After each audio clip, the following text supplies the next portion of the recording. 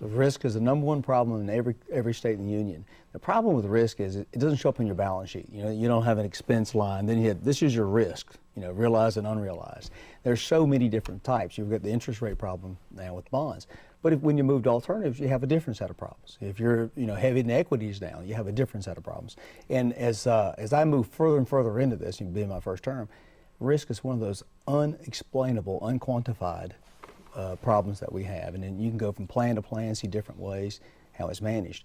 You know, we try to hedge our risk. We have a significant alternative allocation, far greater than y'all's. I mean, what percentage? Well, we're well over 40%. That's hedged? Yes, there's alternative investments, and we're actually about higher. 24%. Yeah, and we're actually higher than that. What's happening now is the states that are way out on the edge, we started just redefining things. You know, things that were alternatives yesterday are traditionals now. Right. So it's a little bit of a game, which I think is a mistake. I like alternative investments. I don't have a problem with them whatsoever, and I like the progressive nature of them. But you got to realize they are different. You know, it's like owning a Ferrari and owning a Chevrolet. Chevrolet is going to crank every time you go to the garage. The Ferrari's got to take some love and care. It's a different due diligence, both initial and ongoing.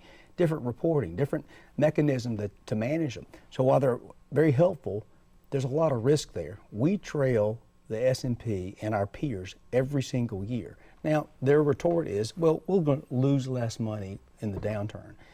Well, this year, had we just made the average return of our peers, we would have made an extra $450 million.